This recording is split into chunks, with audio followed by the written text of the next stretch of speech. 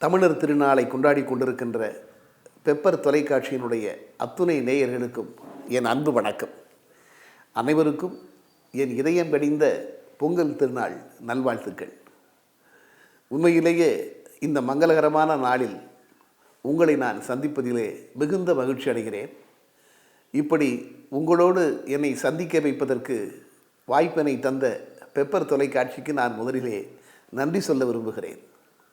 ஏனென்றால் தை திருநாள் என்பது தமிழர்கள் கொண்டாடக்கூடிய தலையாய நாள். தை திருநாள் என்பது மொத்தத்தில் இயற்கைக்கு நாம் நன்றி சொல்கிற நாள். அப்படி இயற்கைக்கு நன்றி சொல்ல வேண்டும் என்கின்ற பண்பை கூட நம்முள் விதைத்தது நம்முடைய மொழிதான். நம்முடைய தமிழ்தான் நமக்கு முகவரி. அந்த மொழிதான் நமக்கு எல்லாவற்றையும் கற்று தந்திருக்கிறது. நம் மொழியினுடைய சிறப்பு நாம் அறியாதது அல்ல, உங்களுக்கு தெரியாததும் அல்ல. வியந்து பார்த்திருக்கிறேன் என்னுடைய அல்லது நம்முடைய மொழியை. நான் கவிக்கு அப்துல் ரஹ்மான் அவர்கள் ஒரு முறை சொன்னது என் நினைவிற்கு வருகிறது இப்பொழுது. உலகத்தின் புகழ்பெற்ற கவிஞன் கலீல் கிப்ரான். அந்த கலீல் கிப்ரானுடைய ஒரு புகழ்பெற்ற வாசகம், உங்கள் குழந்தைகள் உங்கள் குழந்தைகள் அல்லர், உங்கள் குழந்தைகள் உங்கள் குழந்தைகள் அல்லர், உங்கள் வழியாக வந்தவர்கள். நீங்கள் பாருங்கள், 3 வரிகளில் கலீல் கிப்ரான் சொல்கிறார், உங்கள் குழந்தைகள் உங்கள் குழந்தைகள் அல்லர், உங்கள் வழியாக வந்தவர்கள் என்று சொல்கிறான். 3 வரிகளில் கலீல் கிப்ரான் சொன்னதை என் ஆதி தமிழன் ஒரே ஒரு வார்த்தையிலே சொன்னான். குழந்தைகளை பெற்றவர்களுக்கு பெற்றோர் என்று பெயர் வைத்தான். உங்கள் குழந்தைகள் உங்கள் குழந்தைகள் அல்ல, உங்கள் வழியாக வந்தவர்கள். ஆக யாரேனும் தந்து, அது இயற்கையோ இறைவனோ தந்துதான் உங்கள் குழந்தையை நீங்கள் பெறுகிறீர்கள் என்பதால் தான் தமிழன் குழந்தைகளை பெற்றவர்களுக்கு பெற்றோர் என்று வைத்தான். அப்படிப்பட்ட ஒரு மொழி நம்முடைய மொழி. எல்லா விஷயங்களும் பார்த்து நமக்கு கற்றுத்தந்த மொழி நம்முடைய மொழி. அந்த மொழிதான் நமக்கு இயற்கைக்கு நன்றி சொல்ல வேண்டும் என்கின்ற பண்பாட்டை நமக்குள் விதைத்தது. ஏனென்றால் என்னன்றி கொன்றார்க்கும் உய்வுண்டாம், உய்வில்லை செய் நன்றி கொன்ற மகற்கு என்றார் வள்ளுவர். நீங்கள் ஒரு செய்த நன்றியை மறப்பதை விடவும் இந்த உலகத்தில் கொடிய செயல் வேறொன்றும் கிடையாது. ஆக நமக்கு உதவி செய்த இயற்கைக்கு, அது வயலாக இருக்கலாம், கழனியாக இருக்கலாம், அது மாடுகளாக காளை மாடுகளாக இருக்கலாம், அது அந்த வானத்திலே நீந்தி கொண்டிருக்கின்ற சூரியனாக இருக்கலாம், இவைகளுக்கெல்லாம் நாம் நன்றி சொல்லக்கூடிய நாள்தான் இன்று நாம் கொண்டாடக்கூடிய இந்த தமிழர் திருநாள். அதனால்தான் காலத்தினார் செய்த நன்றி சிறிதெனினும், காலத்தினார் செய்த நன்றி சிறிதெனினும் ஞானத்தின் மான பெரிது என்று சொன்னான். இந்த உலகத்தை விடவும் நன்றியை பெரிதாக சொன்னவன் வள்ளுவன். அதனால்தான் இயற்கைக்கும் நம்முடைய காளை மாடுகளுக்கும் சூரியனுக்கும் நன்றி சொல்லக்கூடிய ஒரு திருவிழாவாக இந்த தமிழர் திருநாளை நாம் கொண்டாடி கொண்டிருக்கிறோம். அப்படி ஒரு பண்பாடு நமக்குள் விதைக்கப்பட்டது நம்முடைய மொழியால்.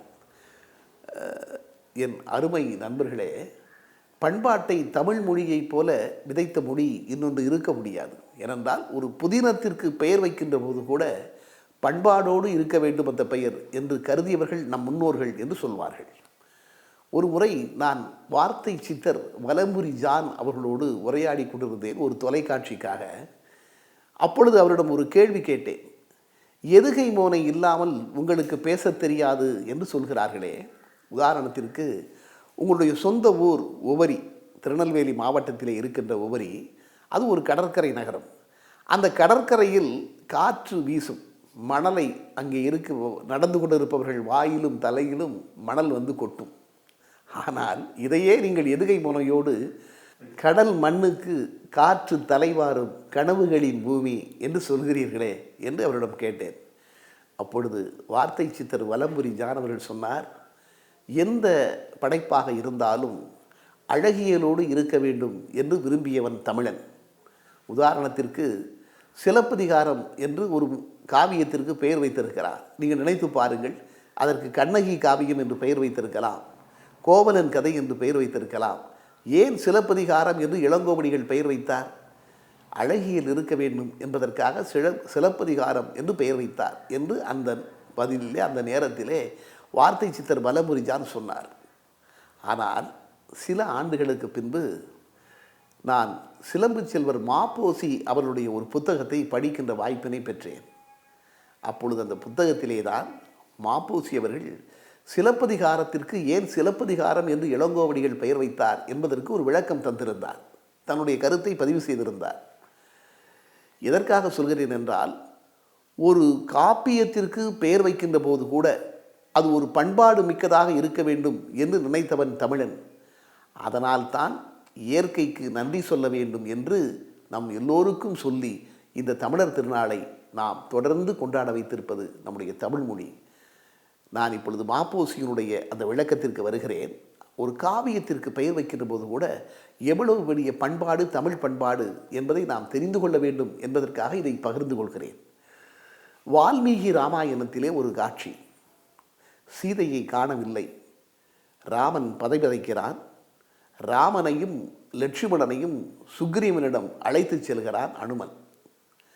சுக்ரீவனிடம் ராமன் முறையிடுகிறான், என்னுடைய மனைவியை காணவில்லை, என்ன ஆனால் என்றே தெரியவில்லை என்று சொல்லுகின்ற பொழுது சுக்ரீவன் சொன்னாராம், நேற்று இந்த கானகத்தின் வழியே வானத்தின் வழியாக ஒரு பெண் கடத்தப்பட்டு கொண்டிருந்தாள். அவள் கூச்சலிடும் சப்தம் எனக்கு கேட்டது. அவள் வானத்திலே ஒரு விமானத்திலே கடத்தப்பட்டு கொண்டிருந்தாள். ஒரு புஷ்பக விமானத்தில் கடத்தப்படுகிறாள். தான் அணிந்திருந்த நகைகளை எல்லாம் அவள் வானத்திலிருந்து கீழே தூக்கி எறிந்தாள். அந்த நகைகளை எல்லாம் எடுத்து வைத்திருக்கிறேன். இந்த நகைகளை நீங்கள் பாருங்கள். இந்த நகைகள் உங்கள் மனைவியின் நகைகளாக இருந்தால் நேற்று கடத்தப்பட்டிருப்பது உங்கள் மனைவியாக இருக்கக்கூடும் என்று சுக்ரீவன் ராமனிடத்திலே சொல்லி அந்த நகைகளை கொடுக்கிறான். ஒரு பெண் அணிவதைப் போல அந்த நகைகளை ராமன் வரிசைப்படுத்துகிறான். வரிசைப்படுத்திவிட்டு தன் தம்பி லட்சுமணனிடம் சொன்னானாம், லட்சுமணா, இவை உன் அண்ணியாரின் நகைகளா என்று பார்த்து சொல் என்று சொல்லியிருக்கிறான். அதை பார்த்தவுடன் லட்சுமணன் அந்த நகைகளை பார்க்கிறான். பார்த்துவிட்டு ராமனிடத்திலே சொன்னானாம், அண்ணா, தினம் என்னுடைய அண்ணியாரை பாதம் தொட்டு வணங்கி இருக்கிறேன். அதனால் அண்ணியாருடைய பாத நகையாக இருக்கிற சிலம்பு மட்டும்தான் எனக்கு தெரியும். நான் என் அண்ணியாரை ஒரு நாளும் நிமிர்ந்து பார்த்ததே இல்லை. அதனால் பாதத்திலே அவர் அணிந்திருந்த சிலம்பை தவிர வேறெந்த நகைகளை பற்றியும் எனக்கு தெரியாது என்று லட்சுமணன் சொன்னானாம். இதை சொல்லிவிட்டு, இதை பதிவு செய்துவிட்டு சிலம்பு செல்வர் மாப்போசி அவர்கள் சொல்லுவார், எப்படி சீதை ஒரு பத்தினி தெய்வமோ அதைப்போல தமிழர்களின் பத்தினி தெய்வம் கண்ணகி. அப்படிப்பட்ட கண்ணகியினுடைய கதையை படிக்கின்றவர்களுக்கு கண்ணகியினுடைய முழு உருவமும் நினைவிற்கு வரக்கூடாது. கண்ணகியின் பாதங்கள் மட்டும்தான் நினைவிற்கு வர வேண்டும் என்பதால் தான் இளங்கோவடிகள் அந்த காவியத்திற்கு சிலப்பதிகாரம் என்று பெயர் வைத்தார் என்று அவர் பதிவு செய்வார். நினைத்து பாருங்கள், ஒரு காவியத்திற்கு பெயரிடும்போது கூட பண்பாடோடு இருக்க வேண்டும் என்று காத்த மொழி நம்முடைய மொழி. அப்படிப்பட்ட இனம் நம்முடைய தமிழ் இனம். அப்படிப்பட்ட இனத்தில் நாம் இருப்பதால் தான் இயற்கைக்கு நன்றி சொல்லக்கூடிய, அப்படி பண்பாடு மிக்கவர்களாக நாம் இருக்க வேண்டும் என்று இந்த பொங்கல் திருநாளை கொண்டாடி கொண்டிருக்கிறோம். பெயர் வைப்பதில் மட்டுமல்ல, காப்பியங்களுக்கு பெயர் சூட்டுவதில் மட்டுமல்ல, ஏற்றக்கூடிய பாடல்களிலும் பாடக்கூடிய பாடல்களிலும் பண்பாடு மிளிர வேண்டும் என்று நம்முடைய படைப்பாளிகள் நினைத்தார்கள். அப்படி எல்லா விதத்திலும் நாம் பண்பாடு கூடிய இனமாக இருப்பதால் தான் இன்று இந்த தமிழர் திருநாளை கொண்டாடி கொண்டிருக்கிறோம்.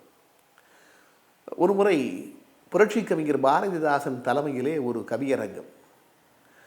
அந்த கவியரங்கத்தில் கலந்து கொண்டு பாடியவர்களில் ஒருவர் சுரதா. சுப்புரத்ன தாசன் என்று பாரதிதாசனுடைய தாசன் தன்னுடைய பெயரை சுரதா என்று வைத்து கொண்டார் என்று உங்களுக்கு தெரியும். சுரதா பாடுகிறார் என்றால் சுரதாவை பற்றியே பல்வேறு செய்திகளை நாம் பகரலாம். அப்படிப்பட்ட ஒரு கவிஞர். தமிழுக்கு இறைவன் அல்லது இயற்கை தந்த மிகப்பெரிய கொடை சுரதா. சந்தனப்பூ பைந்தளையை தன் தேனில் தோய்த்து, தான் எப்படிப்பட்டவன் என்று ஒரு முறை சுரதா ஒரு கவிதைகளை சொன்னார். சந்தனப்பூ பைந்தளையை தேனில் தோய்த்து தன் குட்டியிடம் கொடுத்து தின்னச் சொல்லும் அந்தி நிலா பிறைக்கொம்பு ஆனை கூட்டம் அலைகின்ற முதிரமலை வேந்தே கேட்பீர், எதையும் சொந்த அறிவோடு சொல்வதுதான் என் வழக்கம், திருட மாட்டேன். செந்தமிழின் ஆண் வடிவம் என்றே என்னை செருக்கோடு நான் சொல்லிக் கொள்ளுகின்றேன் என்று சொன்னார். செந்தமிழின் ஆண் வடிவம் நான் என்று சுரதா சொன்னார். தமிழ்நாட்டிற்கு கவியரசர் இல்லை எனும் வசை என்னால் கனிந்ததற்றே என்றான் பாரதி. ஒவ்வொரு கவிகளும் சொல்லியிருக்கிறார்கள். என் பெயர் தமிழ் இலக்கியத்தில் இடம்பெற வேண்டும் என்பதற்காக, என் பெயர் தமிழ் இலக்கியத்தில் இடம்பெற வேண்டும் என்பதற்காக நான் எழுதுவதில்லை. தமிழ் இலக்கியத்தின் பெயர் உலக இலக்கியத்தில் இடம்பெற வேண்டும் என்பதற்காகவே நான் எழுதுகிறேன் என்று காமராசன் சொன்னார். கவிஞர்கள் ஒவ்வொருவரும் ஒவ்வொரு விதமாக தான் எப்படிப்பட்டவர் என்பதை சொல்லியிருக்கிறார்கள். ஆனால் ஓமை கவிஞர் சுரதா தான் சொன்னார், தமிழினுடைய ஆண் வடிவம் நான் என்று சொன்னார். அப்படிப்பட்ட ஓமை கவிஞர் சுரதா நாடோடி மன்னன் படத்திலே ஒரு பாடலிலே சொல்லியிருப்பார், நீல வானம் இல்லாத ஊரே இல்லை என்று. அதாவது ஒரு ஊரில் எது இல்லை என்று சொல்ல வேண்டும், எல்லாம் அந்த ஊரில், அதாவது எல்லா ஊரிலும் இருக்கின்ற ஒன்றை சொல்ல வேண்டும். எதை சொல்ல முடியும்? சுரதா தான் சொன்னார், நீல வானம் இல்லாத ஊரே இல்லை என்று. இப்படிப்பட்ட உயர்ந்த கற்பனைக்கு சொந்தக்காரர் அவர். அந்த பாரதிதாசன் தலைமையிலே கவிதை படிக்கிறார். அதாவது ஒவ்வொரு சொல்லையும் நம்முடைய மொழி, நம்முடைய கவிஞர்கள், நம்முடைய படைப்பாளிகள் பண்பாடு மிக்கதாக படைத்திருக்கிறார்கள் என்பதற்காக இதை சொல்லுகிறேன். அப்படிப்பட்ட பண்பாடு தான் இப்படிப்பட்ட பண்டிகையை நம்மை கொண்டாட வைத்திருக்கிறது என்பதை நாம் மறந்துவிடக்கூடாது.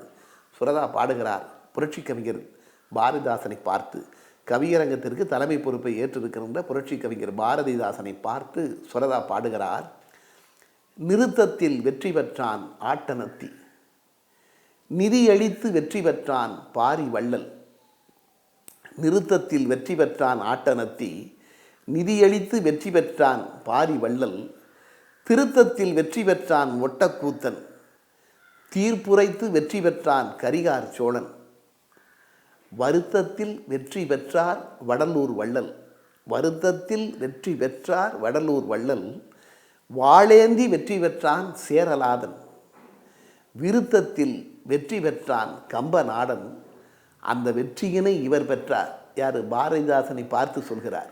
விருத்தத்தில் வெற்றி பெற்றான் கம்பநாடன், அந்த வெற்றியினை இவர் பெற்றார் என்னை போல என்று சொல்லி முடிப்பார். அந்த என்னை போல என்று முடித்தது அவருடைய குறும்பு. ஆனால் இந்த பாடலிலே நான் சொல்ல விளைவது, நீங்கள் பாருங்கள், நிறுத்தத்தில் வெற்றி பெற்றான் ஆட்டனத்தி, நிதியளித்து வெற்றி பெற்றான் பாரிவள்ளல் என்றெல்லாம் தொடங்கி விருத்தத்தில் வெற்றி பெற்றான் கம்பநாடன் என்று சொல்லியிருப்பார். எல்லோரையும் அவன் இவன் என்று அழைத்திருப்பார், ஒருமையிலே அழைத்திருப்பார் சுரதா. ஆனால் வடலூர் வள்ளலாரை மற்றும் அவர் என்று சொல்லியிருப்பார். வருத்தத்தில் வெற்றி பெற்றார் வடலூர் வள்ளல். நினைத்து பாருங்கள். ஆக இந்த உலகத்தில் எல்லாவற்றையும் விட பெரிது அடுத்தவர்களுக்காக இறங்குவது. அடுத்தவருடைய கஷ்டத்தை கண்டு நாம் மனம் வருந்துகிறோமே, அதுதான் இந்த உலகத்திலே மிக பெரியது என்று சுரதா சொல்கிறார். மற்றவர்களுக்காக வாழ்கின்ற வாழ்க்கை, மற்றவர்களுக்கு பயன் செய்கின்ற வகையிலே நாம் வாழ்கின்ற வாழ்க்கை, மற்றவர்களுக்கு நன்றி சொல்கிற வாழ்க்கை, அதுதான் மிக பெரியது என்று சுரதா சொல்லுவார். அப்படிப்பட்ட ஒரு பண்பாட்டை இந்த பாடலின் மூலம் சுரதா நமக்குள் விதைக்கிறார். அதனால்தான் நமக்கு பயன்படுகின்ற, தன்னுடைய வாழ்க்கையே நமக்காக வைத்திருக்கின்ற காளைகளுக்கு நாம் நன்றி காட்டக்கூடிய திருவிழாவாக இந்த தை திருநாளை கொண்டாடி கொண்டிருக்கிறோம். நமக்காக ஒளி தருகின்ற அந்த சூரியனுக்கு நன்றி சொல்லக்கூடிய நாளாக இந்த தமிழர் திருநாளை, தை திருநாளை நாம் கொண்டாடி கொண்டிருக்கிறோம். அதனால்தான் மற்ற திருவிழாக்களை விடவும் தமிழன் இதை உச்சியில் வைத்து கொண்டாடுகிறான் என்பதை நாம் உணர்ந்து கொள்ள வேண்டும். இந்த தை திருநாளில் ஒரு கவிஞன் என்கிற முறையிலே ஒரு நல்ல கவிதையோடு உங்களிடமிருந்து நான் விடைபெறலாம் என்று கருதுகிறேன். இப்பொழுது என் கவிதை.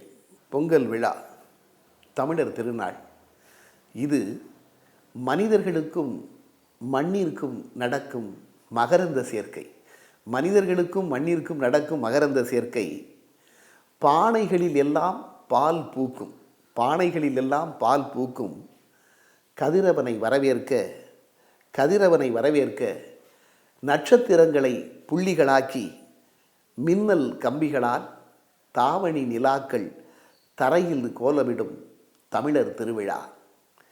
நள்ளிரவில் பூக்கும் அந்த நல்வரவு கோலங்களை, நள்ளிரவில் பூக்கும் அந்த நல்வரவு கோலங்களை பார்த்து ஓடிவரும் பட்டாம்பூச்சிகள் பார்த்து ஓடி வரும் பட்டாம்பூச்சிகள் பாவம் தேன் குடிக்காமலேயே திரும்பி போகும்.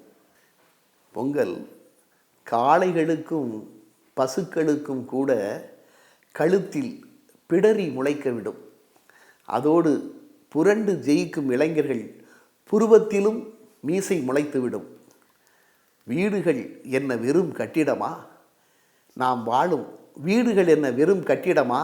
இல்லை, அவை கல்லால் ஆன கர்ப்பப்பை. அவை கல்லால் ஆன கர்ப்பப்பை. பொங்கல் புதிதாய் அதன் சுவர்களுக்கும் கட்டும் சுண்ணாம்பு ஆடை. பொங்கல் புதிதாய் அதன் சுவர்களுக்கும் கட்டும் சுண்ணாம்பு ஆடை. வாசலில் வைத்த பூசணி பூக்கள் மிதக்கும் போது வாசலில் வைத்த பூசணி பூக்கள் மிதக்கும் போது நதிகள் கூட தாவணி கட்டி நடப்பது போல் இருக்கும்.